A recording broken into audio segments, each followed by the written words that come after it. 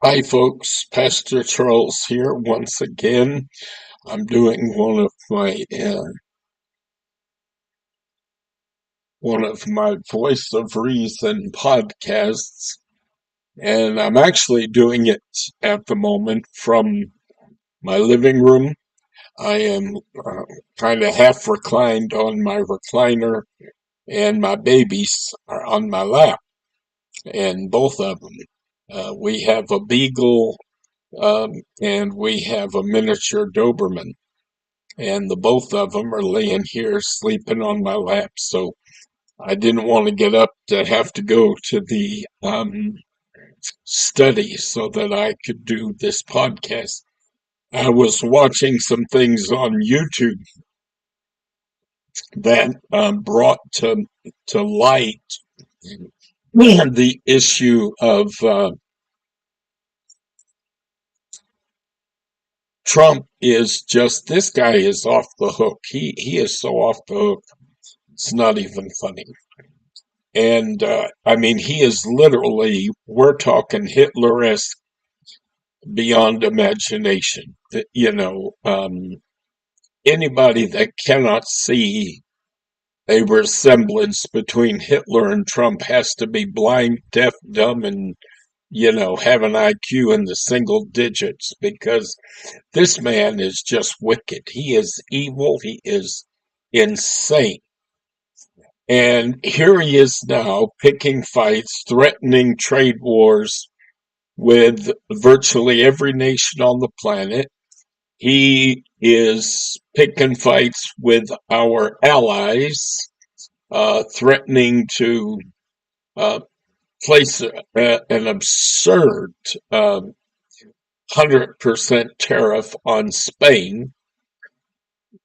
He's doing a 25% tariff on Canadian goods and 25% on Mexican goods. I mean, this guy is just the things that he's doing and the repercussions that these things are going to have on the economy are going to be mind blowing. But you know what? I came into this, believe it or not, I came into this. I got to get my camera kind of positioned where I'm not looking sideways. Um, I came into this administration of Trump with a lot less anxiety than I did the first one, believe it or not. Because the first one, we didn't know exactly what we were going to see. We didn't know exactly how he was going to act out and how things were going to play out. This time, we know exactly how this guy functions and we know exactly how he acts and behaves. So there really are no surprises. The insanity, the stupidity, the wickedness, all of it is just, there's no surprises anymore.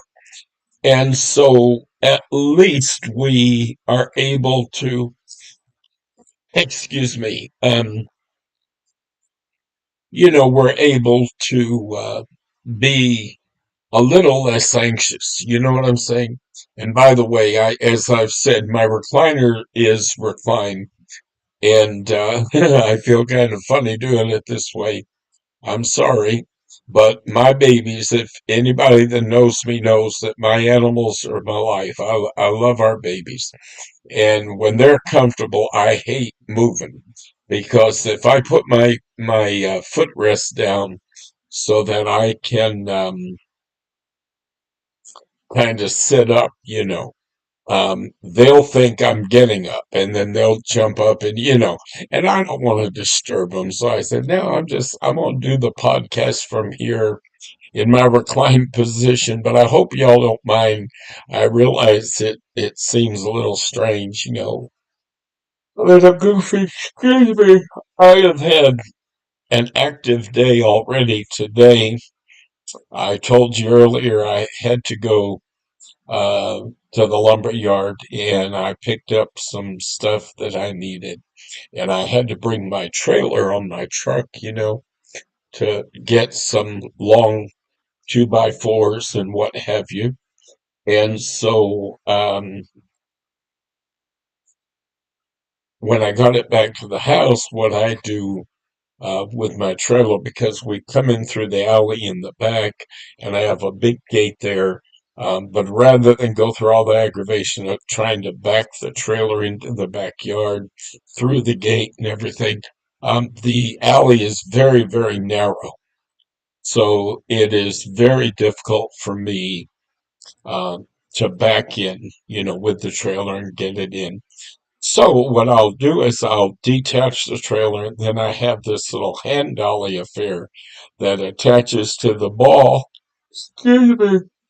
Oh, I tell you, honestly, physical activity does this to me, wears me out, makes me. This is why I've said before, I get exhausted rather easily, I'm afraid. So I'll use this hand dolly. It's not mechanized at all. And I put the trailer on the little bolly thing, then I push it. And if the trailer's heavy, sometimes I really have to push hard if the trailer's loaded and what have you. And today it was heavy. And I finally got it into position and got it in the yard where I wanted it, but it took quite some work. So that's why I'm on the rather tired side at the moment. And I thought I'd rather do this podcast out here. So let's talk about the subject at hand. The subject that I wanted to address today is this notion of Donald Trump just picking fights with everybody around the planet. He's got the same mentality that Hitler had. Hitler believed he could create an army, he could build an army that was so powerful and so effective that no nation in the world, could resist him. He could march into France, he could march into Italy, he could march in wherever he wanted to and take over things.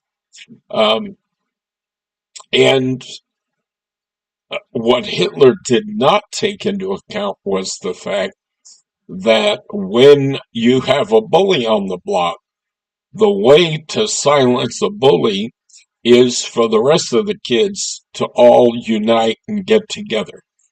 Because while that bully may be able to bully one kid at a time, that bully cannot take on the entire school. Okay?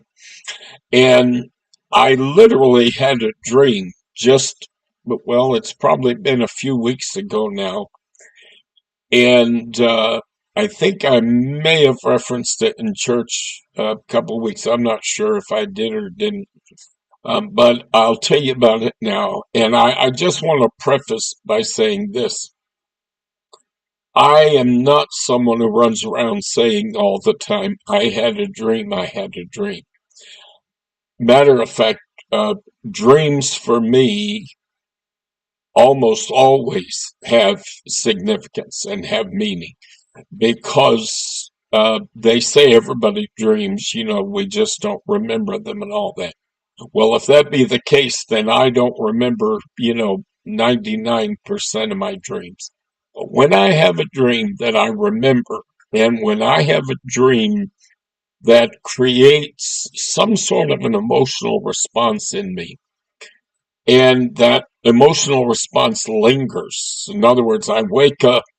Not only do I remember the dream, but I'm still feeling just the dread, or I'm still feeling the anger, I'm still feeling the joy, whatever the dream inspired in me. I'm still feeling that. Um, I know that the Lord is trying to communicate something to me. And the Word of God teaches us that the voice of God's Spirit, the way that God's Spirit speaks to us, is through visions and dreams. I have not had, I would say, an inordinate number of dreams, nor would I say I've had a great number of visions, but I have had both. And the Bible said in the last days, God would pour out his Spirit upon all flesh. and your young men would see visions, and your old men would dream dreams. So I guess I'm sliding out of the seeing visions age group and into the old man dreaming dreams age group. And so I want to tell you about this dream because it applies to this issue of Trump trying to take on the world and just acting like the biggest bully on the block, and playing the fool. I had a dream a few weeks ago, and in my dream, Tommy and I were out at a beach somewhere. I don't know what kind of it kind of felt like Florida because we've gone to Florida and spent time there with my brother who lives on an island off the coast of Florida and to the east up by Orlando called Merritt Island. And I have a brother that lives on Merritt Island near NASA and Cocoa Beach and all that. So it very well may have been, like a Florida beach. I very much felt like it was the Atlantic coast, the Atlantic Ocean. And we were standing there and we're just admiring, and we love, when we go near the water, we love to be near the water and all that. So we're just standing there enjoying the scenery, enjoying, the beach. Um, we were not sunbathing. We were not um, swimming, That's why I say it was almost like I'm not quite sure why we were there. And except, and maybe we just thought, hey, let's go by the beach. We went by and we were fully dressed and, and just admiring the water and the scenery and all. And all of a sudden, in a matter of seconds, and I mean, it was mind blowingly fast, all of a sudden the air filled with helicopters and these jets were flying by. And you looked at the horizon, and there were thousands and thousands of warships and aircraft carriers and um, all kinds of warships and all this. And somehow in the dream, I understood that these were ships and airplanes and helicopters and literally and they appeared on the horizon, and then before you knew it they were right up close, and then next thing you know there were these uh, boat affairs that were coming up to the beach, and they were letting out like tanks and uh, equipment, land equipment. And these soldiers were coming out of the sky. Soldiers were coming off of the boats, and somehow the Spirit of the Lord communicated to me, this is the entirety of NATO. Donald Trump wants to pull out of NATO. He doesn't want to be part of any alliance, He doesn't want to he doesn't want to have any friends. He doesn't want to have any allies in the world, which is insane. Um, that is the way the world has worked since the beginning of time, literally. Going back into antiquity, kingdoms have had allies and friends, and it that is part of how you secure your own nation, and create your own security by establishing allies and this sort of thing. And he wants, to be the lone wolf in the world. He wants to be the bully on the block. He seems to think we're so powerful and we have so much capability that everybody else should just bow down to us. Again, folks, this is a very Hitler-esque mindset. This is exactly the way Hitler thought. We're the superior people. We have the superior army. Everything we do is better, and we can do everything, far better than the rest of the world, and blah, blah, blah, blah, blah. Well, the Spirit of God spoke to me in this dream and said to me, Trump thinks the United States is so powerful that we can just march in and do anybody any way we want to do them, and treat anybody the way we want to treat them. He's threatening to invade Panama. He's threatening to do things with uh, Greenland and all this, and and the Lord spoke to me and said, but if you're not an ally of NATO, and if you're not part of the NATO alliance, he says, then if you act against any NATO country, you're going to get a response from all the NATO countries. So if Dingaling thinks that Greenland, for instance, you would just march into Greenland and take everything over because, after all, they don't have an army, they don't have, great protection, and blah, blah, blah. He is completely forgetting that Greenland and Denmark, which controls Greenland, they have alliances. They are part of alliances, and therefore, if you were to try to act on them, they are going to have all kinds of friends that are going to come in. And we would not be fighting against a single country, the single country, Panama, for instance, Greenland, Canada, Mexico. We would not be fighting. It would not be the big bad bully against this one little skinny country. No, that's not how it would play out. Anything Donald Trump does based on the foolishness that he has been talking about already would literally ignite a world war. Anything. Anything he does. If he wanted to try to actually do something relative to Panama, we're looking at a virtual world war. If he wants to do anything with Greenland, if he wants to do anything with Canada or Mexico, we're going to find ourselves facing off with the rest of the world. Okay. Most of the rest of the world. Um, Russia may or may not sit out the conflict. China, the same thing.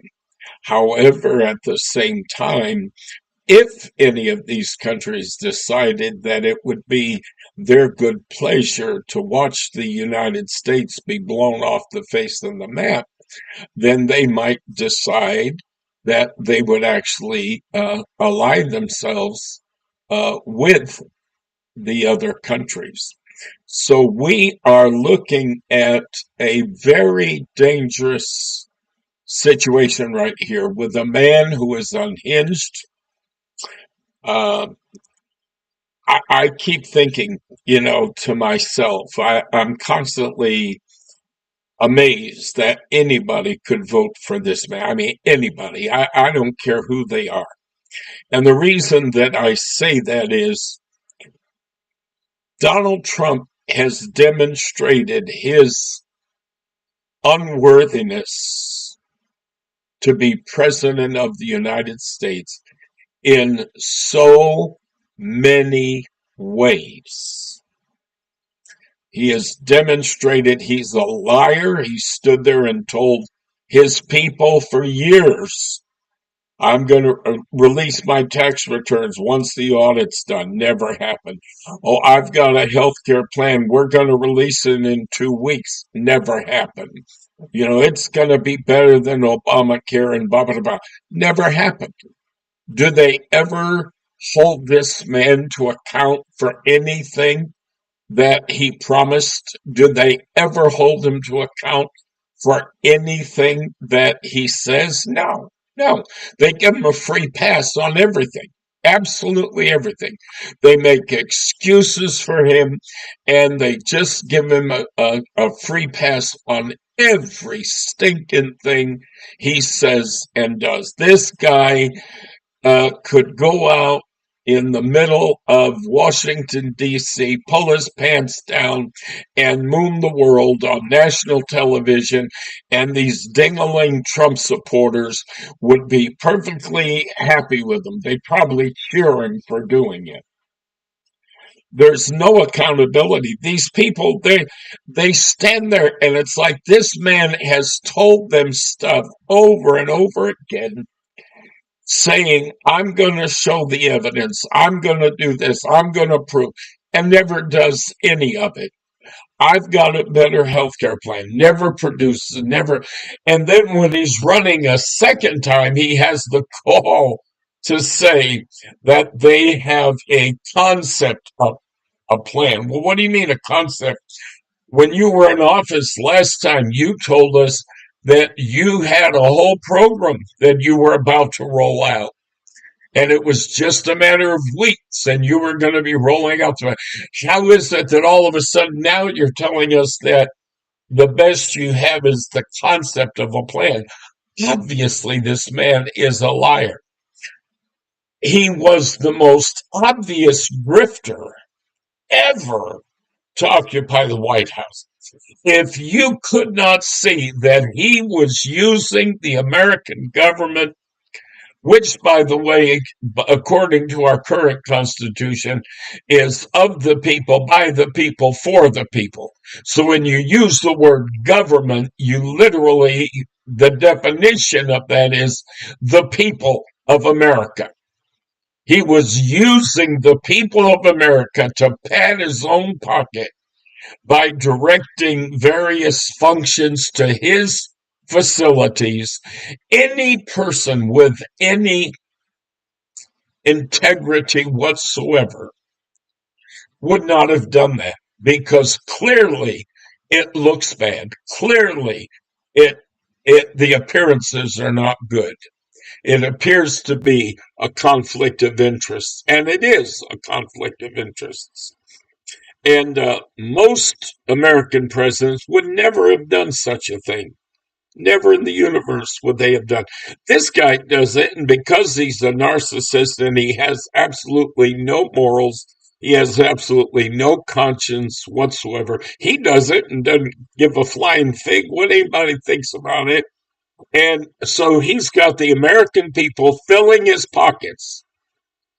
And then he stands there and says, oh, I gave up so much to be president. You know, if I weren't president, I could be out there making money. Oh, honey, please. You didn't divest like most presidents do. You didn't put anything into a blind trust like every other president has ever done. Don't give me this bull. Your businesses are still going strong. Your kids, quote unquote, are running them, which they probably were when you were, before you were in the White House anyway. Uh, when I was driving for Uber a few years back in Dallas, I drove a man to a very, very wealthy neighborhood outside of Fort Worth, actually. It's closer to the Fort Worth area. And he and I were talking. It was quite a long drive. I brought him from the airport. He was an airline pilot and made really good money. He had a gorgeous, enormous house out here in this very nice area. And he and I were talking, and he told me this is when Trump was running for president the first time. And this man said to me, he said, Charles, I am a lifelong Republican. He said, I am a Republican because I believe in limited government and I believe in, low taxes and, all that spiel. In other words, fiscal issues. He said, I do not give a flying fig about all the social issues that Republicans scream and holler about. He said, I'm not interested in those. And let me tell you something, there are a lot of people who identify as Republican who are very liberal when it comes to social issues, but they're very conservative on the fiscal side of things. And that's why they support and have supported the Republican Party. I've known many people who are like that. And anyway, he said, um, but I can tell you, he said, I will not vote for Donald Trump. He said, I cannot bring myself to even consider voting for Donald Trump. He said, I can't do it. And he told me this. He said, when Donald Trump was running for the Republican nomination, before he got the nomination, he said that Fox ran a documentary about Trump that exposed him for the fraud he is, showed how the guy constantly was losing money and just bleeding money and uh, running businesses into the ground, he wound up having, airplanes repossessed, he wound up having properties repossessed. I mean, this man just has a years long reputation of being a hideous businessman. The only thing he was good at was peddling an image of himself that was not realistic. But he sure could put out an image, and he was always happy to get in front of a camera. He was always happy to do a spot in a movie like Home Alone 2 or do a spot on television. He did one spot once on The Nanny with Fran Drescher. And uh, he loved creating this social icon, American icon image of himself, and that he was phenomenally good at doing. And this airline pilot told me, he said, literally, Trump just ran business after business after business into the ground. He said, and it was after his kids began to go to college and get business degrees and what have you. They came back to New York and they began to uh, work with Dad in his business. And he said, according to this documentary, that is when the hemorrhaging stopped. That is when all of a sudden Trump's organization actually began to make some money. And they began to do some things differently. That's when they started um, selling their name and allowing their name to be put on buildings, even though they had nothing to do with the building of the building. It was the idea that people associated the name Trump with, oh, it's this great, marvelous building and blah, blah, blah, because after all, it's associated with Donald Trump. And so he said, according to this documentary, which ran on Fox, said Trump was a laughing stock. Uh, Other millionaires and billionaires looked at him like he was a fool and a clown. Everybody knew the guy had no business acumen whatsoever and was a screw up from day one. Took over Daddy's business. People might say, well, then how did the business keep running all these years? Because he had people running these businesses. That's the whole thing, people. Um, you don't have one man sitting at the top of any organization making every single decision. No, you own a business, you hire people who have the education, who have the wherewithal to handle the marketing, for instance, to handle the advertising, um, to handle um, the costs even involved in producing your product. You hire buyers, That's why many companies hire office managers. They're there to help keep expenses down, to make sure that there's not a lot of waste. They're the ones who order the paper and the computers and the printers and whatever is needed for the operation of that business. Um, Bezos at the top of Amazon, he's not sitting there micromanaging every little tiny decision, everything within the company. No, half the time, the ads that are run for Amazon, let's say, he may not even see until he happens to see it on TV. Now, he may see it on TV and say, oh, I don't necessarily like that ad, which I don't know why he would, because again, the people who are handling the marketing and all that are experts and they're educated. They know what they're doing. But let's say, for argument's sake, he saw an ad and said, no, I don't really like that ad. Yes, he then could always call in and say, hey, guys, I don't want to use that ad anymore. Let's go with something different. You know what I'm saying? But he's not going to stand there then and work with the ad people trying to determine, what kind of ad and how should it be worded and what images should we use, in order to convey the message that we want to convey. He's not doing all that. Um, Donald Trump's father had people working for him who then proceeded to continue working for the company even after Donald took over. And these people are good at what they do. They know how to manage properties. They know how to collect rent. They know how to evict people who aren't paying their bills, and aren't paying their rent.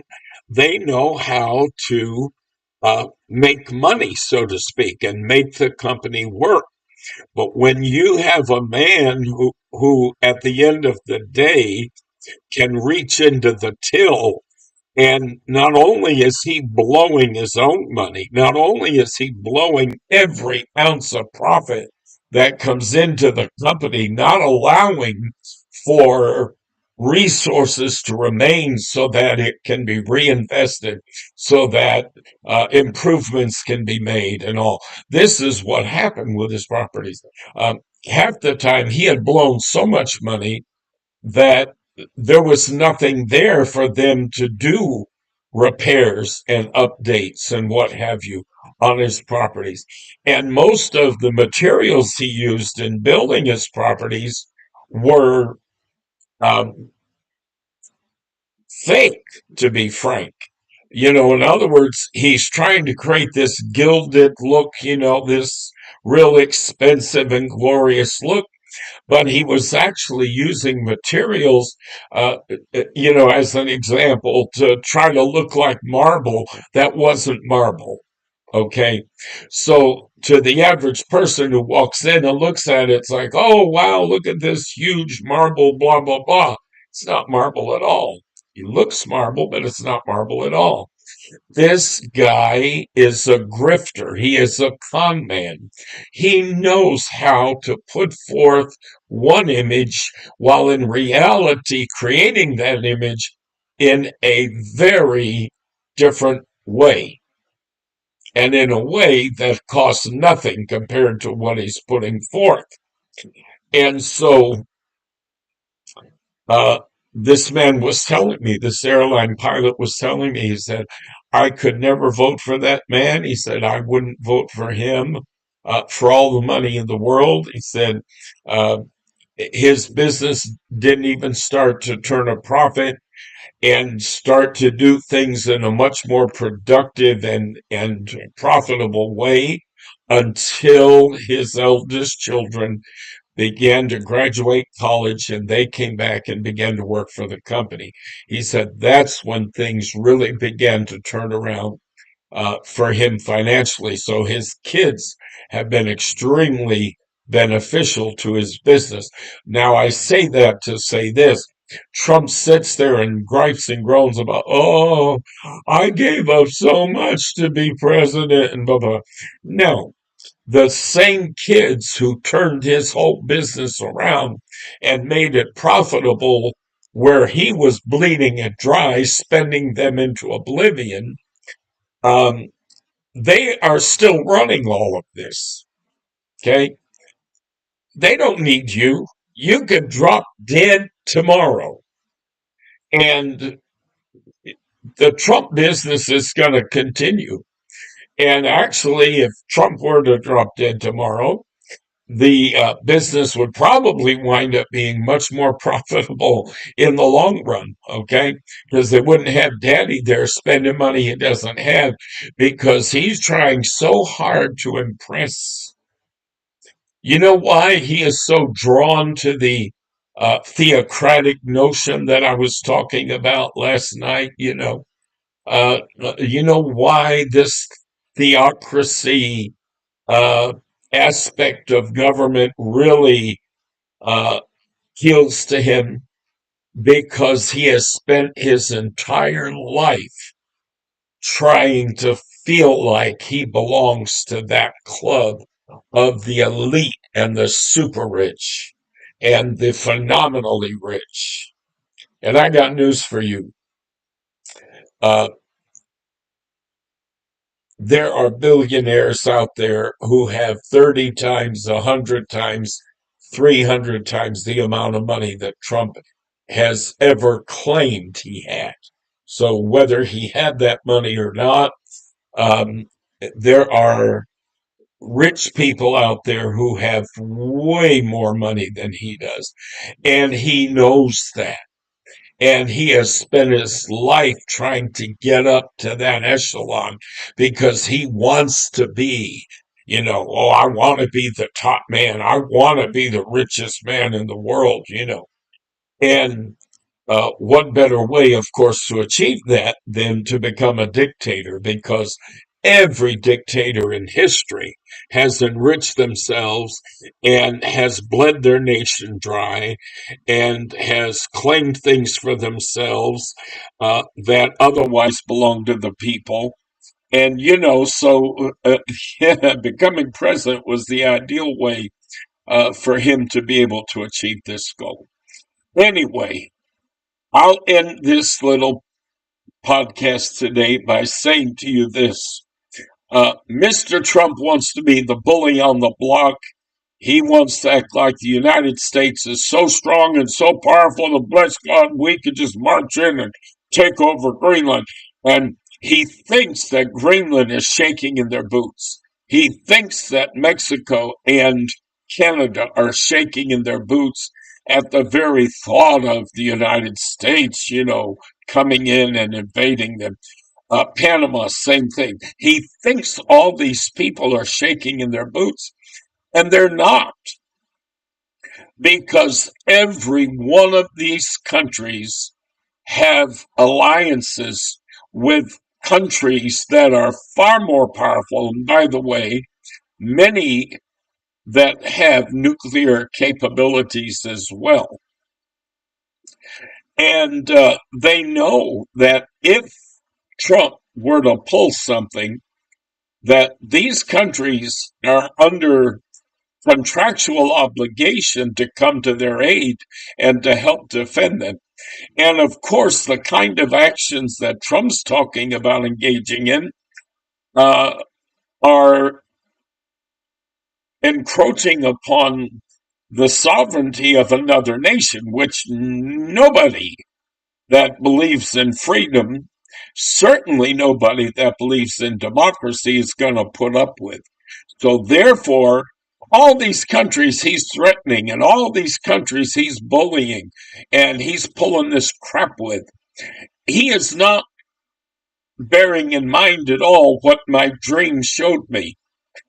If you start messing with one of these, and you don't want to be part of NATO, you don't want to be part of any of these alliances, you don't want to have these allies, then the Lord showed me, he said, well, then those that were your allies are going to become your enemies. And when you put all the NATO countries together and you put together all the countries within that alliance that have nuclear capability, honey, we could wind up getting our butts whipped every which way but upside down. The United States has never fought. Hey, we fought in World War II and it still took ultimately dropping two atomic bombs on Japan to bring the full war to a close. But we went over there and we fought for a couple of years, and that war just raged on and on and on, and hundreds of thousands of people died. And we were fighting with England, we were fighting with France, we were fighting with all of these countries. And yet we've got a ding-a-ling now in Washington who thinks that we can make enemies of all these people.